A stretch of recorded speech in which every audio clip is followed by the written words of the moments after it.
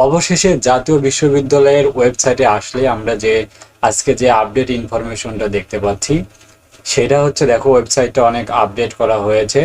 নতুন যে ভিসি রয়েছে ভাইস চ্যান্সেলর, তাকে এখানে কিন্তু আমরা দেখতে পাচ্ছি।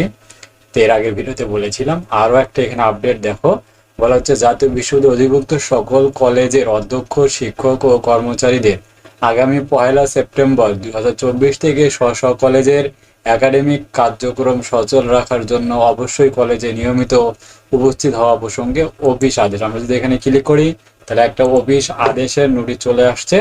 অর্থাৎ প্রত্যেকটা কলেজের যারা কর্মচারী শিক্ষক রয়েছে সবাইকেই কলেজে উপস্থিত হওয়ার জন্য বিশেষভাবে কিন্তু বলা হয়েছে, নির্দেশনা দেওয়া হয়েছে।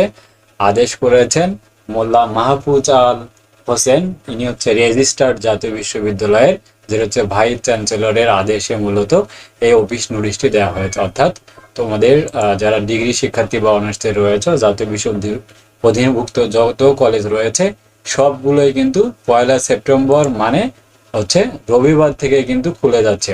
অর্থাৎ তাহলে কি রবিবার থেকেই পরীক্ষা শুরু হবে?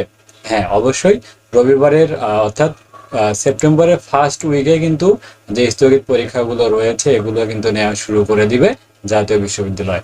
যে কোনো আপডেট আসা মাত্রই আমরা কিন্তু আমাদের YouTube channel Raju academy degree suggestion আর হচ্ছে আমাদের যে পেজ রয়েছে, একই নামে আমাদের পেজ রয়েছে, তোমরা অবশ্যই ফেসবুকে এবং ইউটিউব চ্যানেলটিতে অবশ্যই সাবস্ক্রাইব করে রাখবে। জাতীয় বিশ্ববিদ্যালয়ের যাবতীয় আপডেট সাজেশন সব কিছু কিন্তু আমাদের ইউটিউব চ্যানেলের মাধ্যমে তোমাদেরকে জানিয়ে দেওয়া হবে ইনশাআল্লাহ। তাই অবশ্যই আমাদের চ্যানেলটি সাবস্ক্রাইব করে পাশেই থাকবে।